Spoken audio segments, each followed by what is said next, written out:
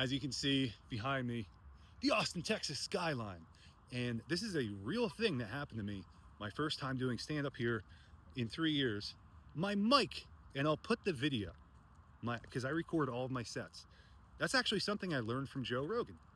I thought it was a good idea. I record every one of my sets, not to post, or it's for me to listen to. It's the love of the game, dude. So you can see for yourself who's telling the truth here. So I get on stage, right? The guy before me happened to go on Kill Tony. This is totally random, almost a God moment. Totally random. And Tony Hinchcliffe roasts him for using his wife. He says his wife's name, his old lady's name for some reason. Don't do that. I said that as soon as I get on stage. You shouldn't have done that. And fuck Tony for humiliating you in front of a live audience. I don't like that. My mic gets cut out, which is a strange phenomenon. I've been doing stand-up for a while, and that's worse than getting heckled. It's really humiliating to go, oh, you're on stage, your mic gets cut out? You think I slayed after that, dude? My first time here in Austin in 3 years. Thanks for teeing that one up for me. I destroyed the crowd after that. Thanks a lot. So, by the way, you can heckle people.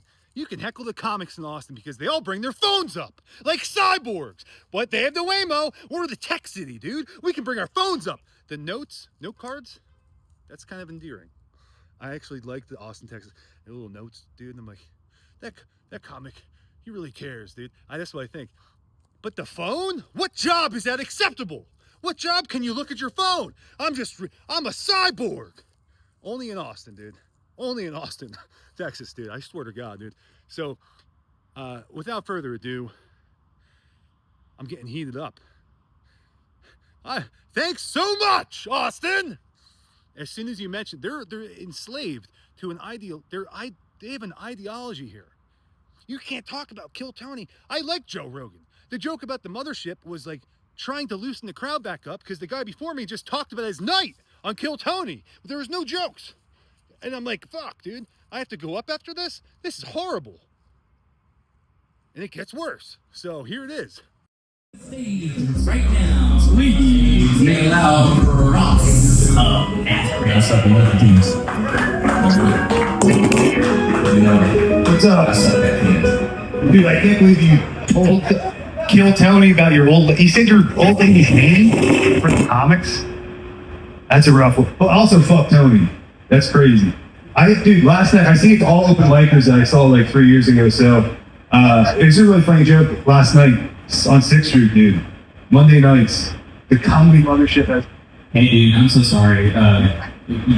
Tony Hinchcliffe is my hero, and I can't have to talk to him like that. I'm totally joking. Yeah, Kind of. Teacher, what do you see in him that you like? I like gay people that want to bring ambitious fame to Austin, Texas. I want ambitious fame.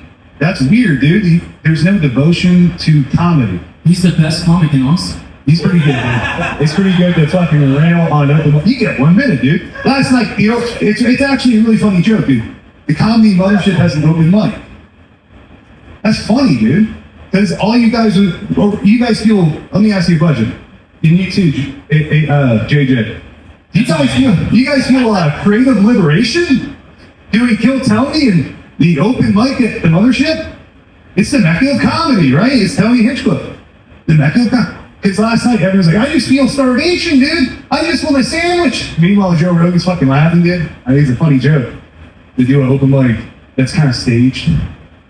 It's kind of funny, dude. I just want a sandwich, dude. No comic here feels liberated. It's kind of funny. I've been trying to be more like Jesus, JJ. So I'm sorry to shit on your favorite comic ever, dude. But I just found this out, dude. Jesus Christ never wore flip-flops, dude. I believed that shit my whole life. I always thought Jesus Christ. So there you have it, dude. That's the Austin, Texas experience, dude. All these comics are brainwashed, dude. J Bits, dude, he's brainwashed with this ideology. They might as well be jihads, dude, in the Middle East. Kill Tonys are God. We can't. How dare you question Kill Tony? Oh, it's like, dude, I was just riffing. Shut up. How dare you? We gotta shut him up now. That's what it felt like, dude. And I was just like, what is going on here, dude? For real. What is going on? Because it smells really bad on 6th Street. All the comics bring their phones up on stage. That's a real thing that they do, dude. They're cyborgs. If you saw someone at wherever, dude, and they brought their phone to work, they're just like, I have to look at this in order for me to do my job. And you go, you're fake. This whole thing's fake. And that was my only point about the mothership.